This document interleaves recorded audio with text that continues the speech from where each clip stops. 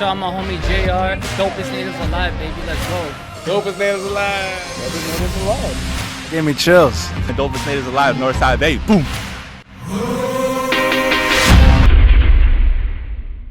Last night I had a dream. I was running from a white man. Here we are, healing from Canada. Your genocide is showing. Your genocide is showing. Dear racists, your friendly faces make me sick to my stomach. I wanna vomit. It's sick how you have no problem being the problem. Settled in so deeply, crushing me at the bottom. You take everything and hit us with the gaslights. When the fuck are you guys gonna learn how to act right? Dear settlers, it's all in the name. This isn't the place from where your ancestors came.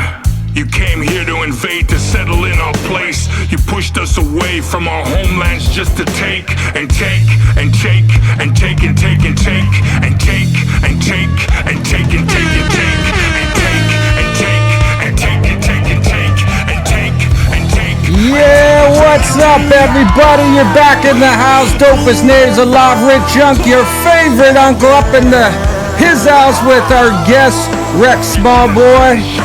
Long time making. We got him in the house. We're excited to have him here. Downtown Eastside, Vancouver representing. Coming into fuck Canada? Yeah, man. Healing from Canada. Healing from Canada. Yeah, people don't understand how we feel, but hey, man, we're glad to finally have you here. And you seen you're on the wall. We were expecting you to come in one day. That was cool. The Right. wall of fame there. The Wall of Fame, the Dopest Natives Alive. And we're glad to have you here, man. I really like your title because back in the day, we had dropped an album called The Greatest Natives Alive. Oh, yeah. Now, the greatest natives from the North, not alive. Greatest natives from the North. And it made our people uncomfortable. A lot of our people didn't like that. You know, they were like... Really? They thought, who are these guys? And why did they think... Why did they think they're the greatest natives from the North?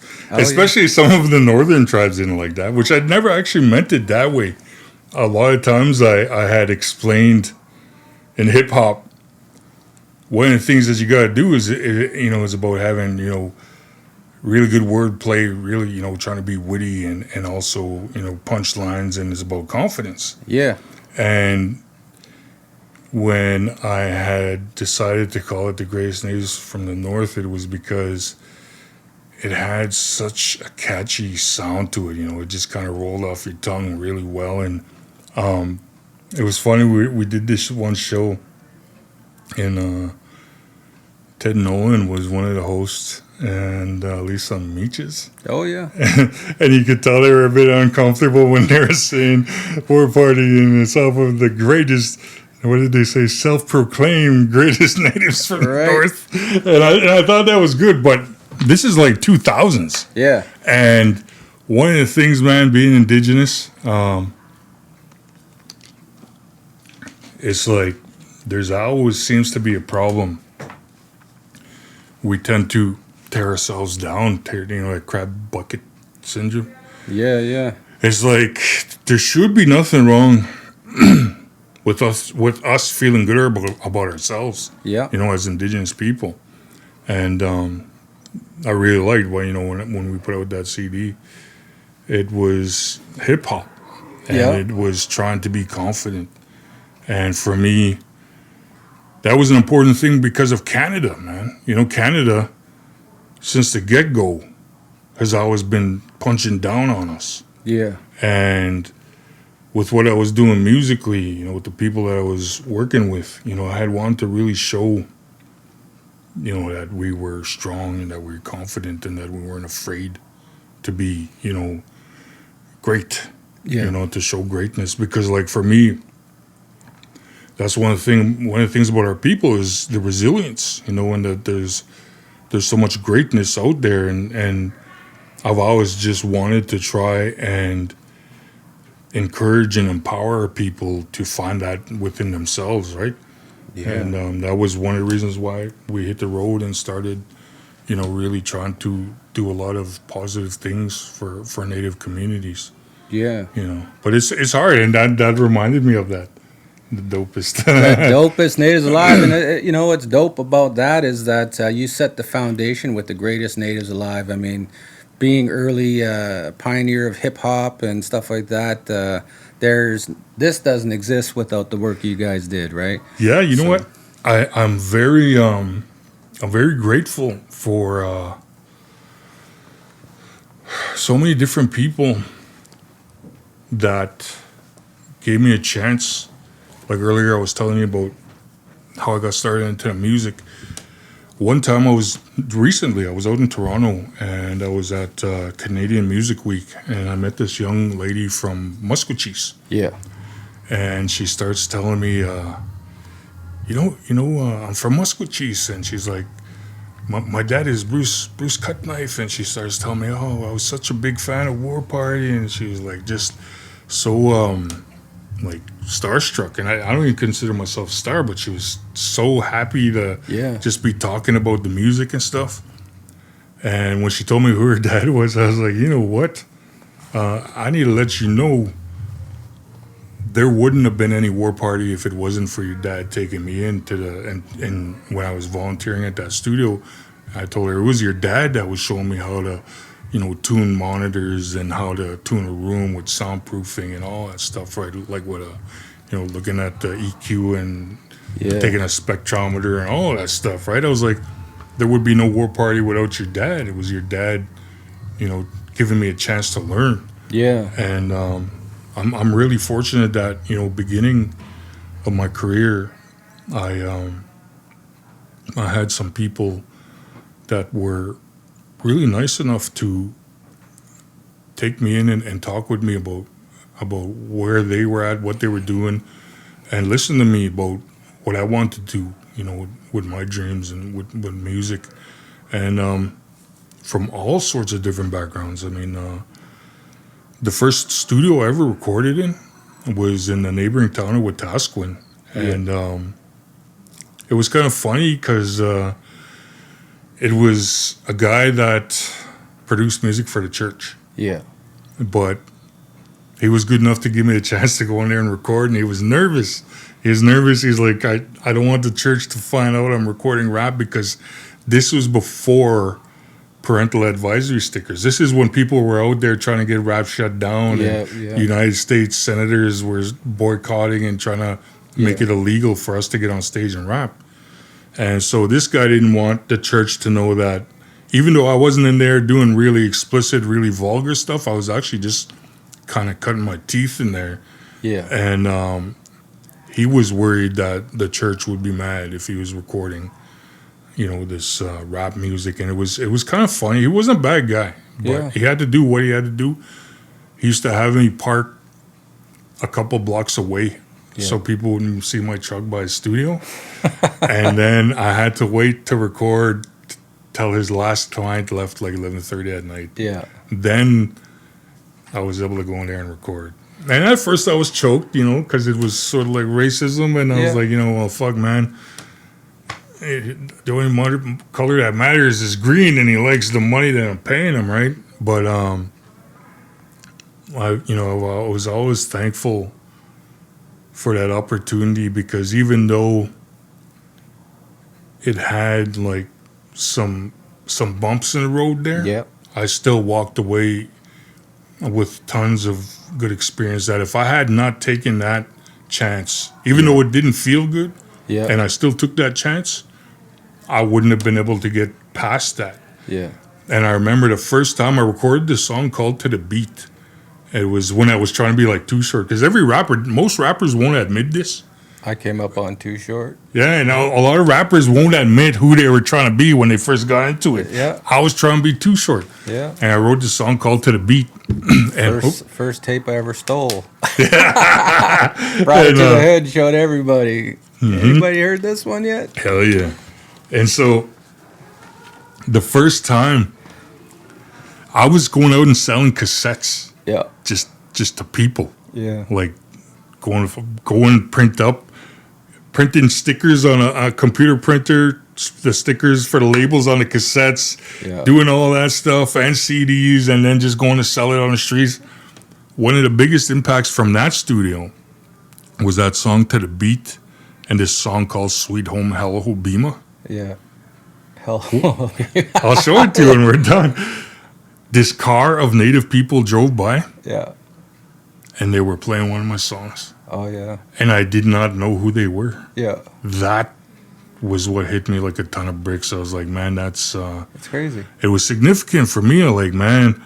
And then in that Friday when my cousin comes telling me let's go to the bar, I'm like, man, fuck that. I'm going to stay home and make some more beats because this feels really good. You know, I'm not hungover. If I'm making beats and making songs, I don't wake up hungover from that shit. Yeah. And seeing those natives are digging that, that helped me have such a sense of pride and accomplishment. Yeah. Because it was something that nobody could take that shit away from me, man. Yeah. And it allowed me to continue seeing where I want to go even more clear because it showed me that it's real. Yeah. It's real. If you give yourself a chance and you start investing, you know, taking a chance on your dreams and believing in yourself, right?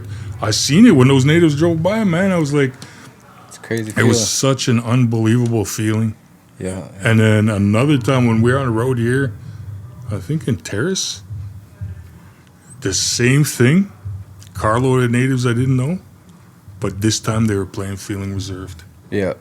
And I was like, whoa, man. I felt It's an insane feeling. I had a similar experience outside. I was going up the alley. There's somebody double parked going into the liquor store. And they were bumping one of the artists that I worked with just loud. And I was just like, wow, that's dope to It is dope, man. That's dope. You know this Dopest Natives Alive, again, back to that, is Phil Lane Jr. I'm not sure if you remember him, but people don't realize the impact they have when they just share words, you know, or people don't even understand. I try to be cognizant with this platform that what I say can have a big impact on people. So I try to be mindful of that. Hell yeah. And what Phil Lane Jr. in one of his one of his conferences as that, he was keynote speaking or something, and it always stuck with me. He said, you can't beat the system. You have to create a new one and give people the choice to go somewhere else. And that's what I look at, like, for Dopest Natives Alive. I'm kind of following that because they got BET, Much Music, and all that stuff, right? Yeah. And so I'm trying to create a platform. I'm not trying to do it myself, but I'm trying to, I don't know, just to create this. I get what you're saying because when I started doing music, for what Cypress Hill did for the Latino people, and they took their place as the Latino voice in rap, that's what I want to do for Native people, like to make it cool to be Native, make it be cool to be Indian, because that for Canada and for so long we were looked down on and we were villainized a lot, right? And so it's the same thing, like taking all these different media, like because there's so many, like now, especially now, like with podcasts, and then there's how many different types, like Reels, TikToks, Snaps, all these different things, but almost not to monetize, but to take our place and have our say, have our voice. You know? For sure. That's an important thing, man, because you're just now seeing it with movies like Prey. You know?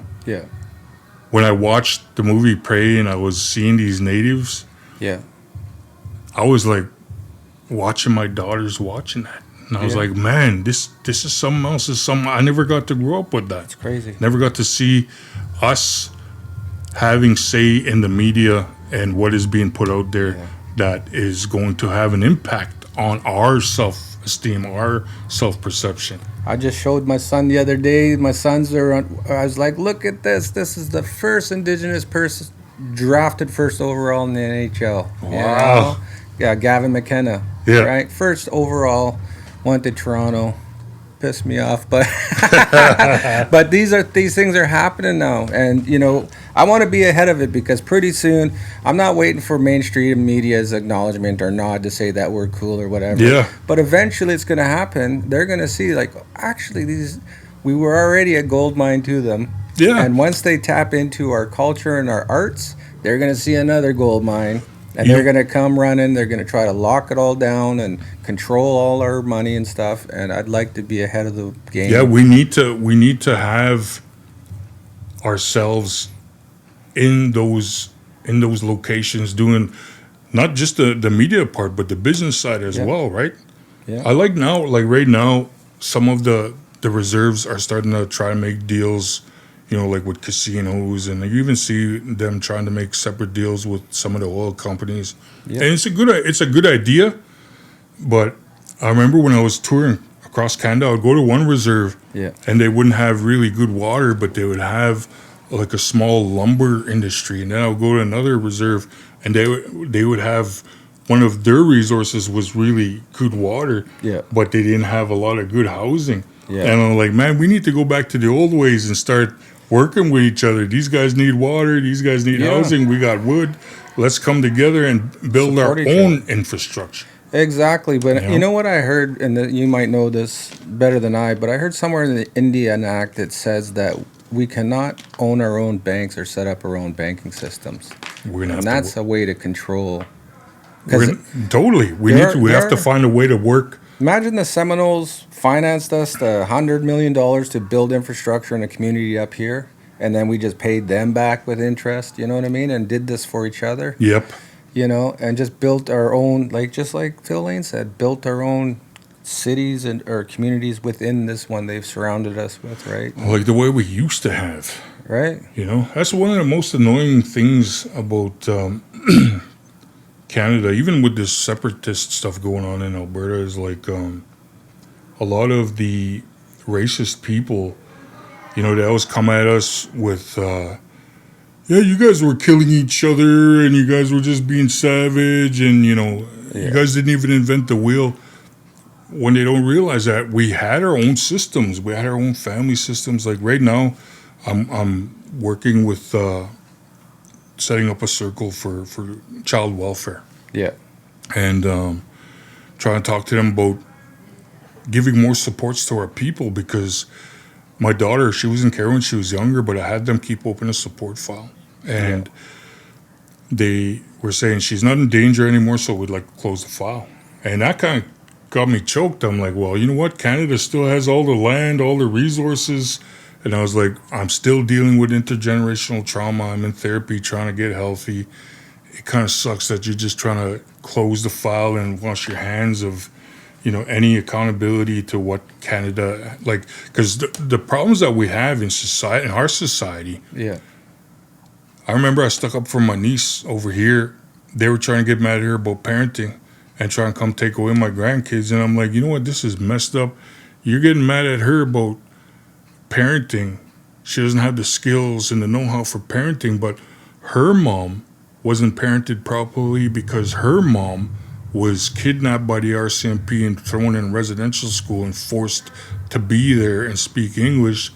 And she was kidnapped from her parents. So these grandparents over here never had the opportunity to learn how to be parents, to parent their kids properly, because they were taken away from them. Yeah. And I'm like, so now you're over here getting mad at them about they're struggling with parenting, but it was Canada how many generations back that caused this problem. Yeah. And so I'm over here telling child welfare, no, you can't be sitting there, trying to cut supports. You guys should be doing more things to help to rebuild those. We had our families, we had our own communities, we had all those systems were in place, and then they were disrupted and destroyed by the government. I'm like trying to tell these guys, you need to come in and help us rebuild those connections. Yeah. So this person will know how to parent, and their kids will be parented properly, but also help them to rebuild at a personal level, like to help them. I was trying to get my daughter a personal trainer. Yeah. They asked me, what kind of help you want? And I said, well, give my daughter a personal trainer so she can learn about fitness and she can have good, strong self-esteem, self-respect. Yeah. But now I'm thinking, I'm going to go in this meeting, I'm going to ask them, well, I need you guys to get parents personal trainers, because a lot of the people are losing their kids. They're broken. They're really, in a lot of like in a hurting situation, right? Yeah. Struggling with addiction. Let's get them some personal trainers and let's start building them back into strong human beings, you Yeah. know? And then they will be better parents because they're being better towards themselves, Yeah. you know? And so it's like, that's just one way as I advocate on social media, you know, I like to speak up a lot about, you know, things that I see that are harmful towards our people. And I like to try to represent our people in a lot of different, I guess, political arenas. Like I work at the courthouse, Yeah. and I'm really happy about that because when there's a person coming out of jail, an Indigenous person, What They- is the role? Sorry. my job is the Indigenous Systems Navigator, For what, like downtown community courthouse. Oh, not native court No, workers. no. There's Native Court in New West. Not the native court workers though. No, not those ones. Oh, yeah. Different one through Watari. But what my job is really good because when a person is coming out and they're kind of going through, you know, a hard time, I get to be the friendly face that they see when they're coming out of jail, and Yeah. I'm like, I walk in there and I try and, you know, help them where are things at, what do you need, what are you looking for, and then I'll, you know, if they need housing supports, clothing, food, stuff like that. Yeah. So just kind of help them, you know, to look at how we're gonna get you back on your feet. Yeah, I mean that's so important. I mean, when I was going through the juvenile system, we used to have the native court workers here, Elizabeth Fry Society, and they used to come into the courthouse, the youth court, and Yeah. then they'd come into your little cell where they're holding you for court, and they'd come talk to you, and I do that. They would ask you, "Did you get any lunch yet?" And I'd be like, "Yeah, I did, but I'm still hungry," so they'd sneak me an extra sandwich. I do that too. You know, and those people like yourself, I don't know if they realize how important that little bit of humanity is to those young ones and to those people that are in that position. To be recognized and acknowledged as a good person, regardless if you're sitting there in cuffs or in those things, there's a good person inside of you. And a lot of people are sitting there exactly because of what you're saying, just the colonialism, the generational trauma, and they're being told you're bad. And it's like, well, I'm this way because of this. That's one of the things I try You're to not do. taking accountability for your own actions. It's Yeah, like, I'm yeah. accountable. I did make a mistake. I did steal that whatever, and I'm paying my price. But I'm this way because of this. You know. You're absolutely right. I was taking this course at UBC, and this guy came and he talked about all the different factors that contribute, because the person, like the one you're talking about, the one that had to steal something or whatever, and they made that mistake and they ended up in custody, right? Yeah. To help them to understand that there is a lot of other factors that contributed towards that scenario. It's not just all of a sudden this happened and that person is responsible. There's so many things that you go back, you look at. For one, our diet. When I was a kid, my mom and dad, you know, they used to have like deer meat, mashed potatoes, healthy stuff, right? And then growing up, it all changed to just processed garbage food, right? And there's so much the amount of social problems we have, the amount of violence, the lower standards of education. I know because when I was in grade 2, there was an East Indian teacher that used to beat the hell out of me with a meter stick. So my mom went to my mom went to the school and tried to get them to do something about it. Yeah. And the school didn't give a damn about us, so they didn't bother doing anything. So my mom moved me to a weight school. Yeah. I go to weight school. Everything was super hard because over here the education standard was way lower. Yeah. I didn't know what the hell was going on when I went there. Exactly. Happened So- to my son. Yeah. Yeah, and so I struggled for a lot of years there. I get to grade 6, and I ended up getting a tonsil infection, so I missed about a month, and I ended up failing a grade. I came back from a white school, going back to a First Nations school. Man, I was just passing, flying colors, no problem.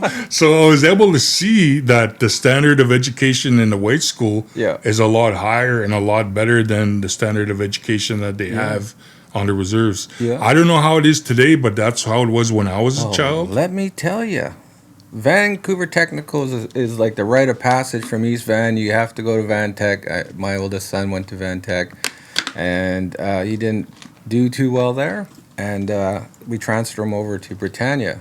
and he loved it. He's like, there's more Native kids here and stuff. That's and, nice.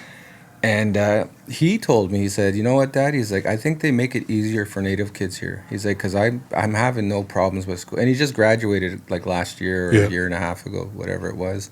But yeah, he got it, full graduation and stuff. But he said it himself. It seems like they make it easier for us here. And this is just... I know what you're talking about, because when my daughter was in Strathcona, they had a principal. He doesn't work there now, but this was just right after COVID, and when a lot of people were having a hard time returning back to school. Yeah. And so the school was really hassling me, wanting me to get my daughter back. And so finally... It's probably the same age, 19 and 20? No, my daughter's 14. Oh, okay. So I finally went to the school, and I told them, I said, okay, look, for me, what I prioritize is my daughter's mental health after COVID. Yeah. And I said, but on top of that, I said, you need to realize I'm not really excited about sending my child to the Canadian government school, the same school that kidnapped my dad and, put him in residential school when he was a child. And a nun had pissed on my dad's head when my dad was a little boy. Yeah. And I'm like, so this is the same Canadian government. And I was like, so how can you expect me to get excited about sending my daughter to the same Canadian government for schooling?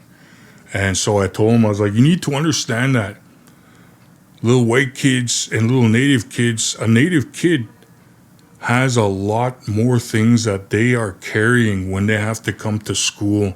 There's a lot more emotional stuff that they're having to deal with than over here. You might have a double income Canadian family. Yeah. And, it's not so hard. And I'm not saying Canadian families don't go through hard shit. I'm just saying, when I was younger and I was a teacher's aide, man, I used to have to go and pick up some of the students sometimes. And I used to have to go and get students.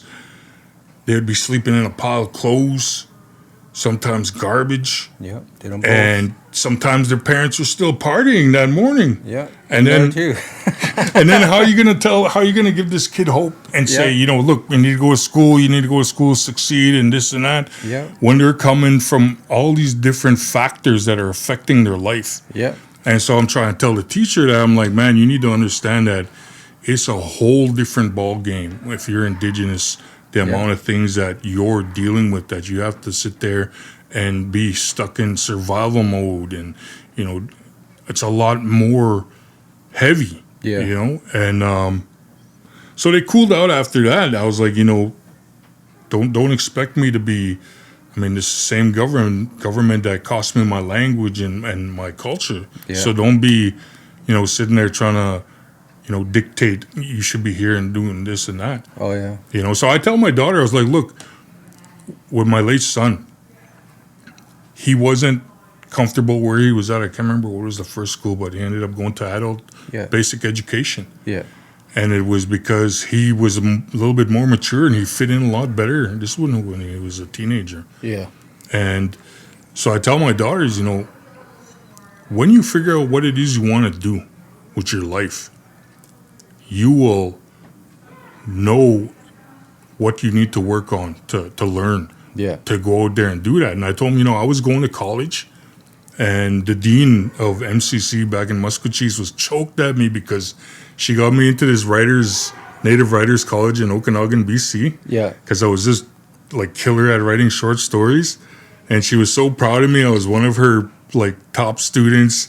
And she was so happy I got accepted to go to this college. At that time, I fell in love with rap. Yeah. And I'm like, I'm not going to spend 4 years in college trying to figure out what I want to do when I know what I want to do. So I dropped out of college. Yeah. And I started educating myself, with the music and what I need to do. If there was something that I needed to do, I'll go, this is before the internet, I'll go to the library and I'll go to bookstores and buy books on what I needed to learn. Yeah. And I tell my daughters, I'm not going to force you to go and live out the way colonial society thinks that we should be living. Yeah. I want you to do what it is you need to do in your own time, your own place, and when you decide one day I want to be this, then I'll fully support them, with encouragement and supports, whatever it has to be, Yeah. Because for me, it's like I'm not trying to. Right now, when I went from like going out there and doing shows to actually going out and teaching kids how to record music, working with a lot of different companies, Rockstar Kids. I used to work with Norwegian on, and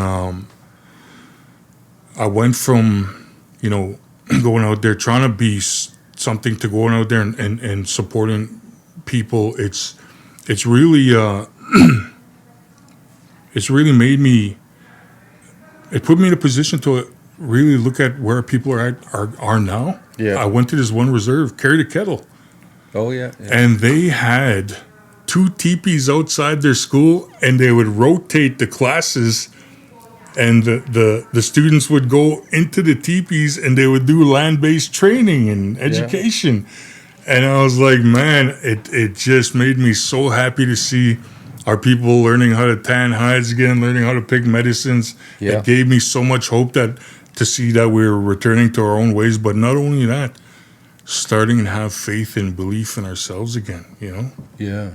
Just like this, like having faith and believing in this, an idea is a way we could use words, and it becomes like medicine, like power, you know what I mean? Yeah, I mean, this was literally stick men on the wall, and it says Dopest Natives Alive. It was my original vision That's awesome, man. a number of years ago, and we just kept her moving along. But yeah, what you're saying is totally true. It's like, to me, I think of it as like trauma-informed practice. And at my company, they need some support around and, some learning. But I had, like, for example, a teacher at my son's school told me, I had to come to pick him up. He's like, oh, he's got detention till 3:30. And I was like, well, I'm just taking a break to pick him up because I'm at work. I got to go. And he's just like, well, legally, we're allowed to hold him till 3:30, so you got to come back. That stuff I don't like, man. Ooh, boy, I tell you, my heart just started pumping. I was just like, and the thing is you got to understand, when you're talking to an Indigenous person, it's going through all these filters and all this history, and it's triggering. What he's saying is just something simple. He's like, I didn't mean anything. I'm just saying legally we can. But what I'm hearing is residential school, generational trauma and stuff. And so my anger's going up, and they think I'm being the bad guy. I'm the guy that can't control himself, which I did. But, but you also got to understand, this is what trauma-informed practice is. When you talk to an Indigenous person, we are interpreting it through completely different lenses. Absolutely, man. When I was talking to the school, the guy pitched at me, we all bleed the same color and this and that, and we all have the same experiences. And so I stopped him and I told him, tell me about your childhood. Yeah. Let me know about your childhood.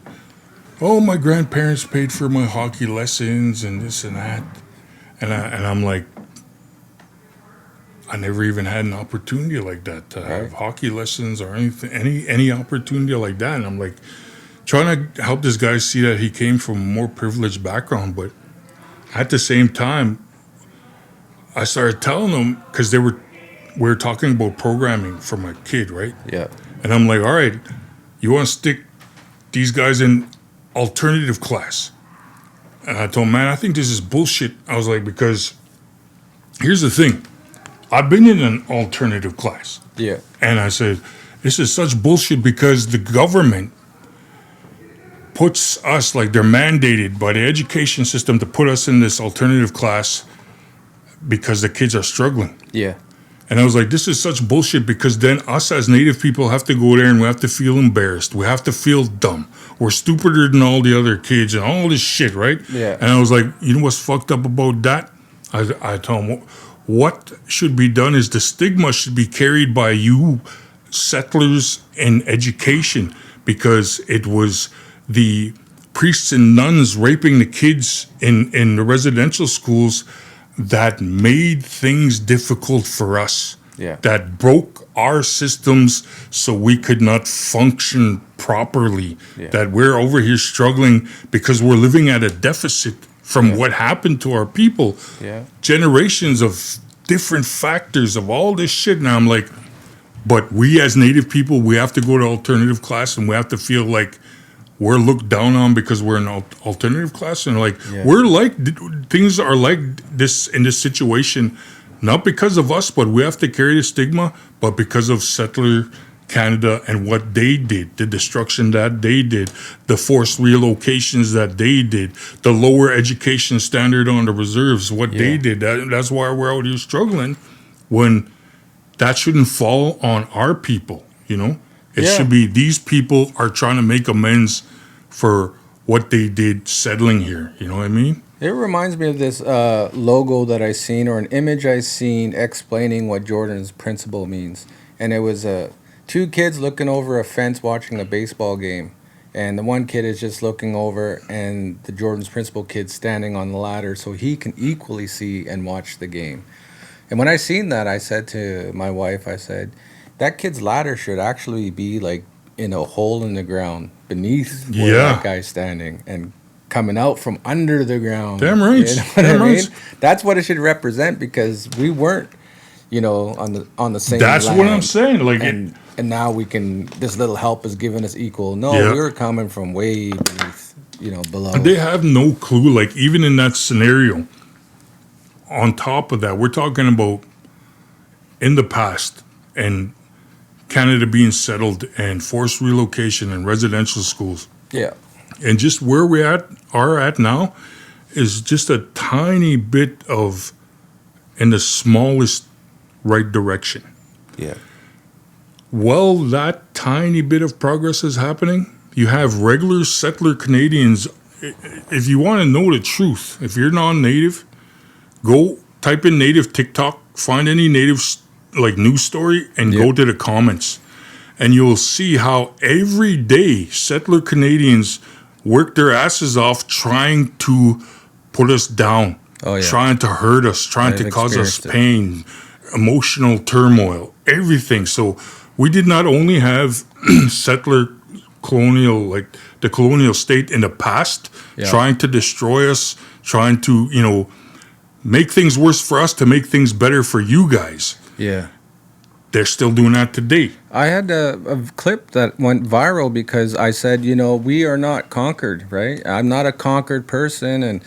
And what I was referring to was every time the Indigenous people win something in court, some land or some treaty, you read the comments and it's like, you fuckers were conquered. You guys we slapped the shit out of you and took everything. Yep. And all I was saying was, we're still here. We ain't been conquered. You weren't slapping around shit. We were slapping you guys around just as bad. So, and the fucking comments went nuts. I know the video went viral, and it was so hurtful and hateful what they were saying, and racism was still alive. And then somebody said, "Not modern day Canadians are like this," and I said, "Yes, they are." Read the comments. that is absolutely laughable because, like, it's not only just online. It's not only online. Like when I go out, man, there's been situations where, like I was over at Winners with my sister. Interject. This is gonna get us. Like when I get the clips out there, the comments are gonna go nuts.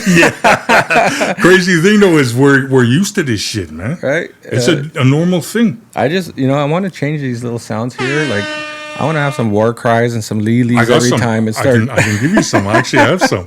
You say some warrior shit, I'll just. Hell yeah, that's a good idea. I like that. Yeah. No, but you know what? It sucks. Like, why does it have to be that? Why can't, like, you look at settler Canada. They come here. They force us to live on the reserves. I shot a dog once with a pellet gun. My dad whooped my ass, and he told me, "Don't you ever let me see you shooting a dog."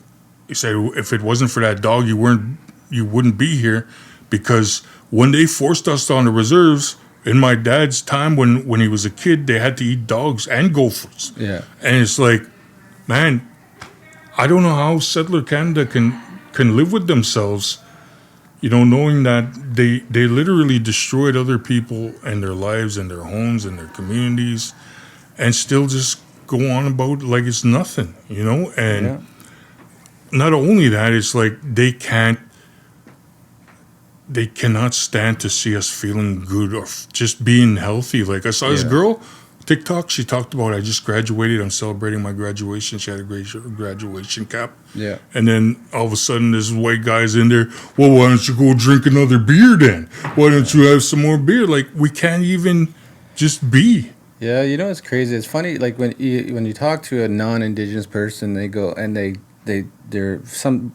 My coworkers were appalled by some stuff that was said to me at work, and they're just like, and then I got my best friend's Indigenous. I hate that shit, man. I'm gonna flip the script and say a lot of my best friends are white people. Guys that I grew up with, Scottish, and just Finnish, whatever. Yeah. And I always tell my Finnish buddy, I was like, "You're so colonized, you don't even know your own language, your own culture."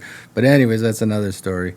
But I'm hearing it from them saying like, because we're friends, we can talk candid with each other. We don't get hurt feelings. We step over or we're bros, right? And they'll say nowadays, like when you wanted to work as a garbage man and this and that was all white guys. And nowadays they are feeling it now, and they're like, you got to be an Indian to get anything nowadays. Like you got to be an Indian to get a job. And it's not. And they're trying to act like they're oppressed, but it's not that. Right, it's kind of leveling, like because it was dominated a lot of industries. Now they're trying to equalize it with women, natives, and vulnerable people. But they're starting to feel the pinch. I hear you, and when the economy started to go into crap, and I started seeing white content creators talking about, oh, we're struggling out here, we're really having a hard time, and fuck the government, and like they were really sound like it was us. the first time that they were, and it reminded me of that meme, James Franco, and he's like, it's the first time.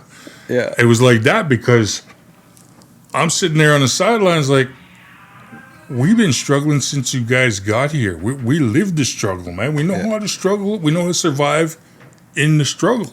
Yeah, it's been like that for us, and it's like, man, when it comes to specific Indigenous specific programs, grants, and things like that, I understand, because when I go out and I'm handing out support flyers, a lot of times white people will get mad at me. They'll say, is it just for Indigenous people?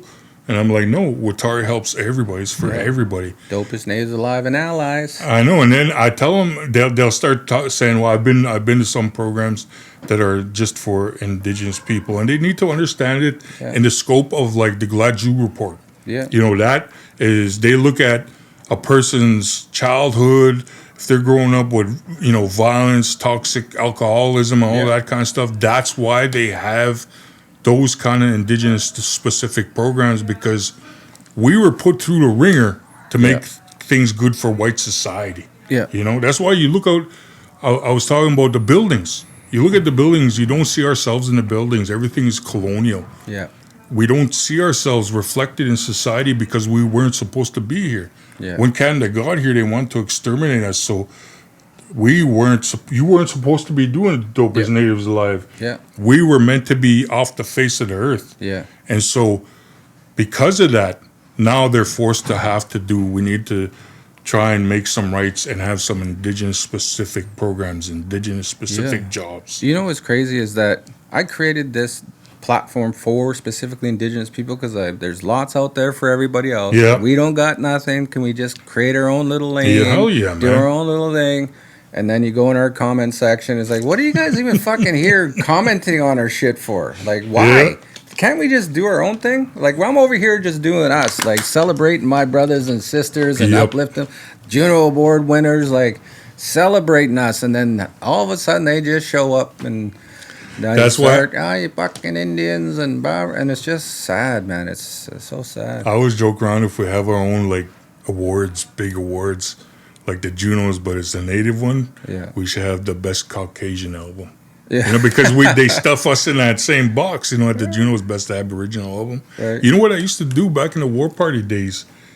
I would have to go to HMV, and I would have to go to the First Nations section. Yeah, and I would have to pull some of our CDs out of there, go to the manager and say, look, I want some in the First Nation section, but I also want some in the rap section. Yeah. Because that's where, like, yeah, just like every other rapper out there, that's us. And I would have to go put us beside, like, Ice Cube and shit like that. Yeah. Because we were just kind of pushed over here Did you see that guy on commercial that's got this Indigenous restaurant? I saw that. I had this yeah, thought. man. I had this thought this morning. I commented on some post about it, but I was like, you know, when I go to that Sally Lemon to go have some Mexican tacos, and it's Yeah. all like East Indians in there. Is it the same thing that's happening? I think so. Right? I often do that when I go to Taco Bell taco time, and it's East Indian people. I'm not knocking East Indians. No. I asked them. I always say, you don't really look Latino. I kind of asked them that. But My wife was just telling me that her sister's boyfriend. Shout out to my sister-in-law. He used to work in a Chinese restaurant cooking Chinese. He was from Six Nations. Yeah. Right? And he was cooking Chinese food, and it's just what happens, right? So It is, Is it that is. not Chinese food? No, I don't know. a lot of reserves have Chinese food. Like, I've been to so many reserves that had actual Chinese restaurants on a reserve. But back home, And they there's- speak a little Cree. they Those do. Chinese guys. They do. Yeah. And back home, we have a Chinese restaurant that's run by this gentleman. His name's Howie, but he hires a lot of Filipino people, and Yeah. they make the Chinese food. Yeah. But they also make bannock and bannock dogs. So Oh, wow. last time I was there, I bought a bannock dog, and I'm like, man, this is the best Filipino Chinese bannock dog I ever had in my life. And it's like there's so many cultures that are put into this Right. one bannock dog, but. That's one of the best things about the reserve, though, man. Is like I always tell on my new album, which I was supposed to be talking about, Dale. Yeah. On my new album, I have a song and I talk about. Have you ever been to the res? Yeah. Have you ever went to a powwow? And it's like Yeah. I try to tell people if you go to the reserve. Because I remember I had this stupid question one time. Somebody asked me, "Okay, if we gave the land back, what are you guys gonna do?" Yeah. And I'm like, the shitty thing is, at the heart of Native people, we're not going to try and, do anything. We're probably going to still let you live here. We're just gonna sit there and look at it, Yeah. And so, admire it. Yeah. so I'm telling the people, if you go to the reserve, Yeah. they're going to make you feel at home. Oh yeah. They're going to make you feel welcome, and we're raised when you have a visitor, to assume that they're tired, cold, and hungry and act accordingly. Yeah. And it sucks that it always has to be that way with white people. Like, if we get back the land, fuck, man, it doesn't even have to be about, just share Yeah. some of the resources Be back, happy when we buy a house on the same block. Yeah, lend me your truck for a week or something like that. Or Yeah. But I don't know, man. What I wish is that Canadians would start healing, because it's not just us, man. I tell my psychologist, I'm in there working on my intergenerational trauma every week. Yeah. But I come out and Canada is still toxic to Indigenous people, and Canada is still racist, still a bunch of assholes. And I was like, why am I doing this work when this environment still stays sick? I wish Canadians would start healing and start looking at their past. Yeah. Because residential schools, that's not a Native past. That's a Christian past. That's a white settler past. Well, one of the things about trauma that I don't know if people look at it like this, it's not only how you've been traumatized. You traumatize yourself on what you do to people. Yeah. Like, if you hurt somebody or if you've done things, you are actually traumatizing yourself. So a lot of my trauma I carry is from what happened to me, but also from the actions I've done. Yep. You know what I mean? Yep. So, you may not have, they may not feel like they got trauma to heal from, but They do, man. They've done trauma to us, and within that, you carry trauma Yeah. from that, right? Some you got lied to us, just like they taught us in school. Like, man, my nephew Bryson came home from school with a picture of the Santa Maria, Yeah. and told his mom, "This is the boat that we came over on." Yeah. That was a lie to my nephew. And then that day, my sister decided to become a teacher. But not only that, when they villainized us and we're drunken welfare bums and we're rank and all this stuff, they lied to you about that, Yeah. And it's like, Canadians need to realize that a lot of the history that they were taught was false about us, Yeah. and also false about their history as well. For those who are watching that don't like us, I pay 45% tax bracket for you need to know Well, I know. Even that, we don't Probably pay my taxes. taxes is probably at least one of their paychecks or two of their paychecks a month what I pay, which is almost like $5,000 in taxes a month. So I saw there some, you go. I saw some funny young native guy. He's like, bought this truck with your taxes, and he's just fucking with them. He's like, hurry up, get your ass back to work. I want to buy some stuff to fix up my truck. Yeah. And it's so ridiculous because we are not living off your taxes. We're not. Yeah. You're not supporting us. If you think of it, this is native land. The resources, everything that's being extracted, it all comes from our traditional territories. Like I tell a lot of people here in Vancouver, you're the one living off of us. We're not the ones living off of you. Ask any of these settlers, how much land did you bring? How much resources did you bring when you got here? Yeah. And it's like, I will no longer sit here and allow them to gaslight me and make me feel bad. Oh, you're living off my taxes. You're living off of me, man. You're living off of us. You've been living off of us for generations. Right. And we could easily say the same stuff. Enough, man. Enough free handouts. Yeah. We're tired of always having to hold you up, and we're tired of always having to give you everything. Yeah. We could easily say that back because you're living off of native. You would not have a place to live if it wasn't for native land. Yeah. And on that note, we got some new music we got to talk about. All right. The first song we came into was Healing from Canada. My wife and I would want to go too far into this, but we were listening to your speech to those law people. Oh, yeah. On the way out yesterday. We're driving out to go buy some new shoes for my whip, and we were listening to that, and we were both driving down the highway with tears streaming from our eyes with the words you shared. And when you closed off and said, Canada hasn't been a good friend to me. Yeah, absolutely, man. Very powerful sentiment. And is that kind of how this album is? A lot of it, like so much of it, comes from just being a bit older. Being an older man and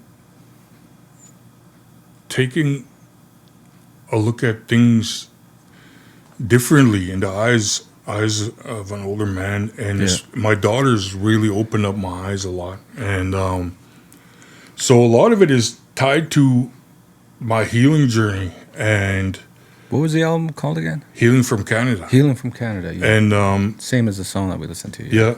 A lot of it comes from, to absolutely be honest, like with that talk that I did over at that boot camp. Yeah. My Muslims, my grandfather Chichima and my grandfather Kiskayo, they always said to I always asked the Creator to help give you the good words and then speak from the heart, and that's one thing that I always do. But what happened there at that situation is, as soon as we walked in, everybody gave us a stink eye, like, what are these natives doing here? And they didn't stop. They just kept, and one of the people we were sitting with felt so uncomfortable she had to leave. Yeah. And the rest of us were sitting there, and I had a couple non-native coworkers, and they could feel how ugly the room was. Yeah.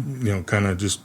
And I'm glad you put it right on. And then they were crazy enough like to ask you, me the to way talk. you're looking at me right now. Like, That's why I says that was a bad idea to give Rex the microphone. Right. But I just told him, man, this is not a native problem. This is the way you guys treat us. And I was like, it's so rude. You're in our home, and you guys are so rude and so disrespectful to us. You don't even treat us like we're human beings. And I'm like, man, you guys need to, this is what that they need to look at. Don't come in my house walking around with stink feet. I know, man. It's such an uncomfortable situation, but it's crazy. It went a little bit viral.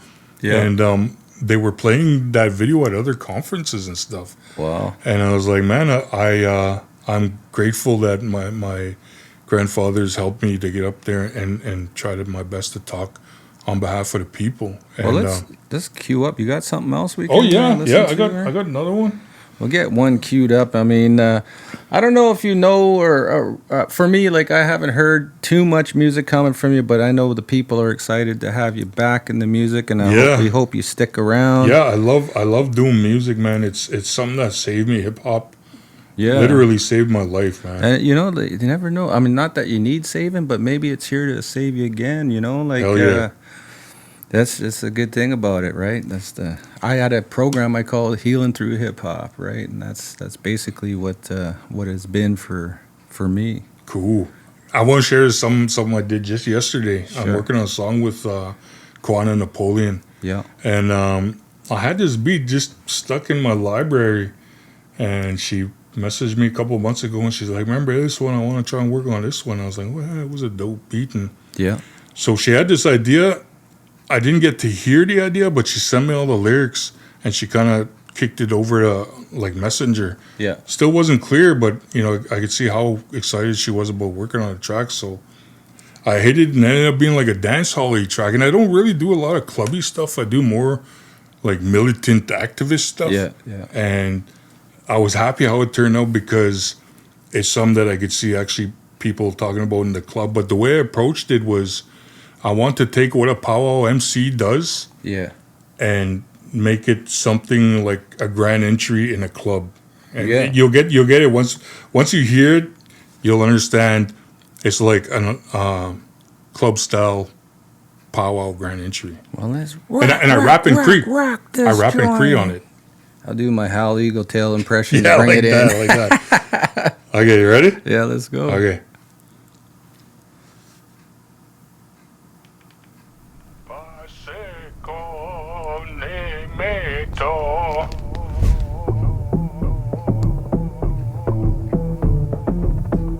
Feel free to rap along with it if you want, if you remember the lyrics yet. It's too new. Hey, everybody, it's time to gather round. Hey, everybody, it's time to get down. Hey, everybody, it's time to dance around. Hey, everybody, Wasiko, Nimito, Wasiko, Nimito, Wasiko, Nimito, moche get down. Wasiko, Nimito, Wasiko, Nimito, Wasiko, Nimito, moche get down. Pow wow, pow wow, pow wow. Pow wow, pow wow. Get your eagle on. Dance everybody. Dance everybody. Dance everybody. Dance everybody. Dance everybody. Get the power started. It's Rex, you know I got it. Gonna fill up the dance floor. Dance your style. Gaki out, go wild. Me, I sing, go wild. Come on, go wild. Look at all the dancers moving really fancy. Everybody dance, put your fans in the air. Now is the time, get down. Don't be shy, come on. Dance around, just move your body. Look at everybody as they dance in a circle. Hey y'all, come on. Hey y'all, come on. Look at everybody as they dance in a Featuring circle. Quanah Hey, y'all, Napoleon, come or is on. this Hey, something- y'all, come on. yeah? Giano, Giano, Giano, Giano, Giano, Giano, Giano, Giano. Wasiko, Nimito, Wasiko, Nimito, Wasiko, Nimito, moche get down. Wasiko, Nimito, Wasiko, Nimito, Wasiko, Nimito, moche get down. Wasiko, Nimito, Wasiko, Nimito, Wasiko, Nimito, moche get down. Wasiko, Nimito, Wasiko, Nimito, Wasiko, Nimito, moche get down. Cast mirror move and see the colors collide. Two worlds in the mirror with nowhere to hide. We carry the balance, we carry the light, guiding everybody through the haze of the night. Step into the center, no matter your name. We all burn bright in the very same flame. We a beautiful vision, dancing around. A sacred devotion to the rhythm we found. Eagle feather in my hair, got that pride on my sleeve. Giving you life like you better believe. Walking through the smoke, try to honor the past. Building the future that's ready to last. Every single soul, yeah, you know you belong. Two spirits, one heart, and a billion strong. Can you feel the shift when the baseline drops? This is a celebration that never stops. Every single one of us carries a spark. Yeah, and we're in the building. Rex Smallboy. What's happening with Rex coming up? You got the new album dropping. Where can everybody find you? RexSmallboy.com, and we're looking at September. I think I like 15 songs. So Yeah. I got all sorts of features. I got Loca was on the Healing from Canada. Yeah. Loca is also on a track that I did called Phobia, Yeah. because I talk about there's a lot of transphobia and a lot of homophobia in First Nations communities. Yeah. And so I started, I wrote a verse that says, you know what's gay? People are gay. Just like people are straight. feel free to go about your day. Trust me, you're gonna be okay. Like that, you know, Yeah. like just letting them know human beings are human beings, right? And the chorus is like call and response, like man, I got so many tracks going on, but it's like if it's about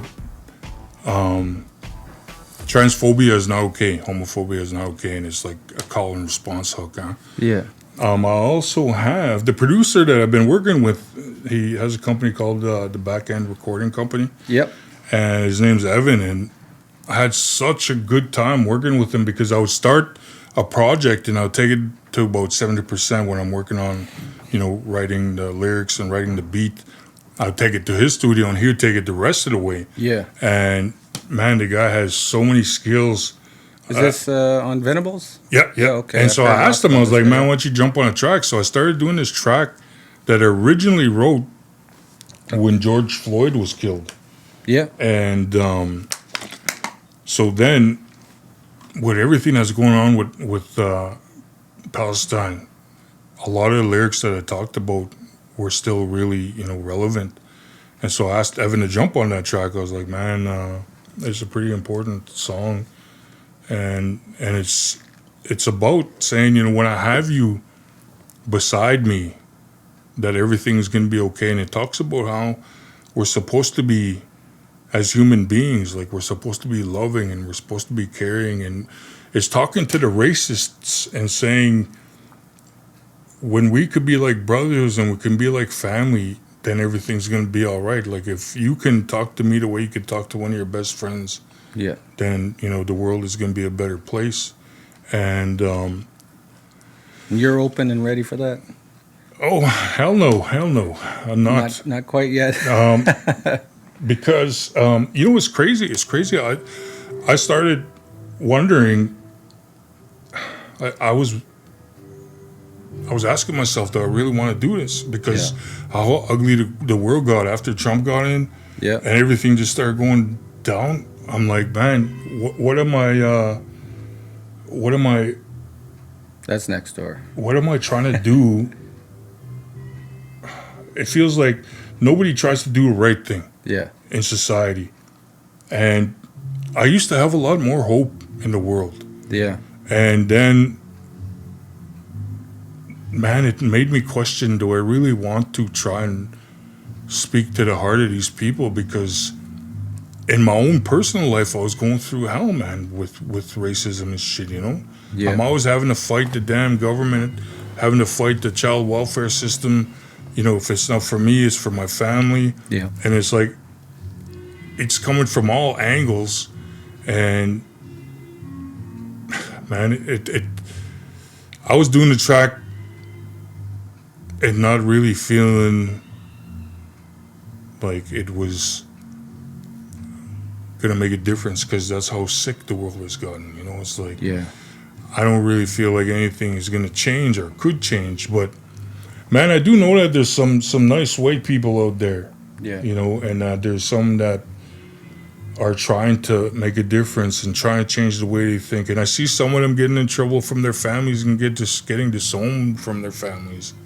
But I don't know if you ever watched that one video of Muhammad Ali, and he's talking about, if there's 10,000 rattlesnakes coming towards you and there's 1,000 or 200 of them that are good rattlesnakes, are you going to shut the door, or are you going to take a chance one of those 200 good rattlesnakes might come in the door? Right? And I don't know, man, because like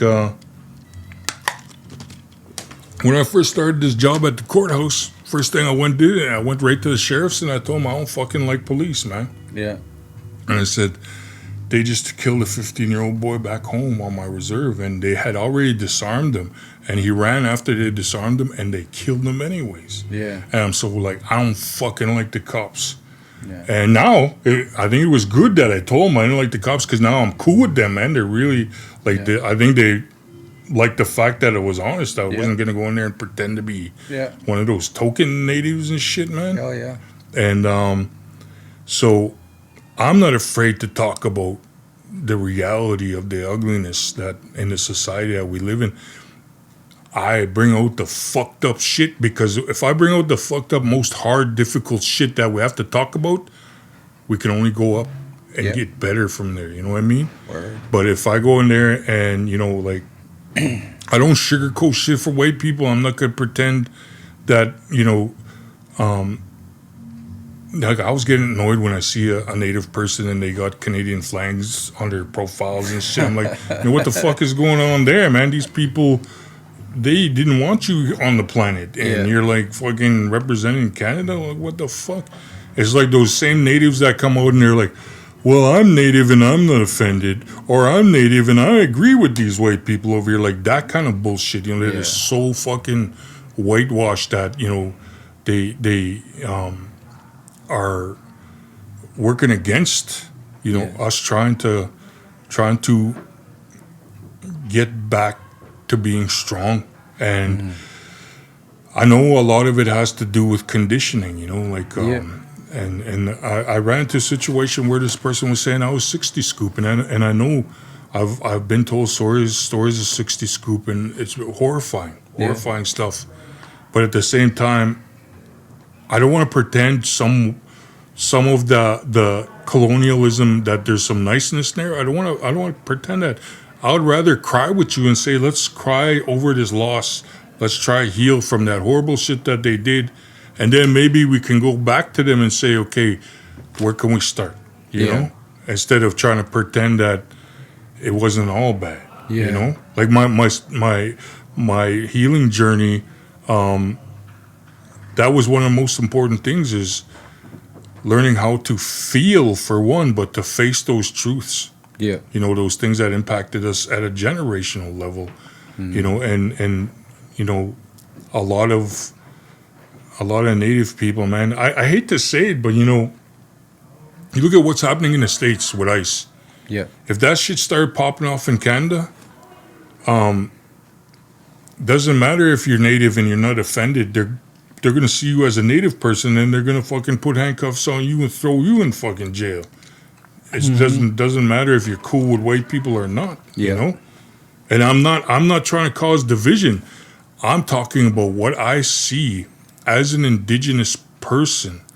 Looking into society, just like when Gerald Stanley got off with an all-white jury. My son's mom was from Red Pheasant. Same place as Colton Bushy.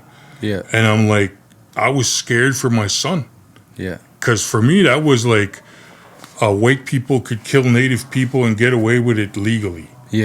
And it's like, man, I'm not going to sit here and, you know, candy coat or beat around the bush. I would rather you face your racism and I'll face the racism I'm going through, and let's try and find a way to get through that. Let's try and fucking... I was telling people back then, they should have took that Gerald Stanley and had him do community hours in Red Pheasant. That would have changed the way he looked at Native people, and it would have made 100%. Him, you know, think and feel about his place as a white man in our society. You know, that's the thing that they forget, though. It's not just their dominant society. We're here as well. We're still here, and we're still part of the society. You know? Like right now, what's happening with Cowichan? I'm back home trying to get my people, let's get mad and let's do some land claims, and let's claim back Wetaskiwin, or let's take Ponoka back. And, and they don't like it. These colonizers don't like it when we talk about their colonization. And you know, that's the thing about that is I'm not Cowichan. If I had a house in Richmond and it was in their territory, I got to go too. You know, I'm Indigenous. So they treat us all like we're just all the same, and it's like, no, I'm not from here. You know, I would be treated just like you, right? Like, so there's lots to work on, lots to learn, and I really wish we could get to it all. It seems like definitely a big passion and a source of fuel for you, and just want to say I appreciate. Do you have anything else queued up here? I can. We can go out with something. All right, new. Let's do that. And so I want to say thank you for coming out. There's going to be lots here for the people to process and to enjoy. And what I also want to tell you guys that are watching, we are self-sufficient here, self-funded. So go to Dopest Natives Alive and cop some merch because all your purchases help stuff like this to keep going. This is a new design here we got. This Oh, is you did that one? Yeah, this represents the death of the old me, right? That's nice, man. That's the old me in the past. You know, I'm a new version. The You better got self. 5X on that one? That's going to be about 500. No. Yeah, we'll get them. We got them in all sizes. You guys can hit us up at dopestnativesalive.com. Make sure you hit up rexsmallboy.com. And yeah, you can just catch me on Facebook. I'm on most of the socials. Instagram under @War Party.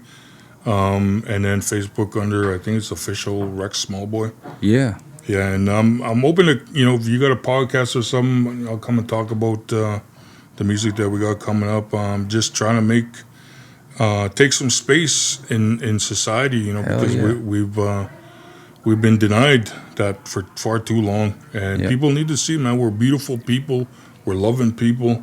I'm really fucking honest. You might not like that, but we're good people. And I know that, not all white people are bad. I know there's good people and bad people in every society. But I'm just saying, I want change. I want good things for all of us. Keyword is all love, man. Yeah. What we got here? It's called Still.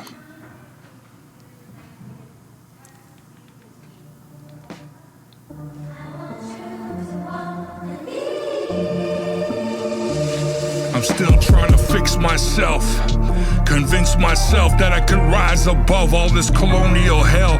It's a challenge just to focus. When you grow up in a system that was built to leave you hopeless, but don't believe me. Just look at all this evidence because it's evident the whole room is full of elephants. You don't care about the water. You don't care if we're thirsty. You don't care if it's poisoned. You don't care if it's dirty. You don't care if we live. And you don't care if we die. You just want to destroy the planet and blacken the sky because your culture is destruction and greed. I wish you would leave well enough alone. This isn't your home. All you want is the money. Way too real. You guys can't get it all over here. You got to go and stream it. You got to download it. Wait for the album to drop. September. Lots of medicine. Tough love. It's all in there coming up. Much love and respect for one of the OGs, the foundational brothers of this whole hip-hop game. Coined the term native hip-hop is what I've been told. Yeah. And we just want to say thank you for showing up and hanging out at Dopest Natives Alive, brother. I appreciate the opportunity. Much respect. Yeah, that was a good one, man. Yeah.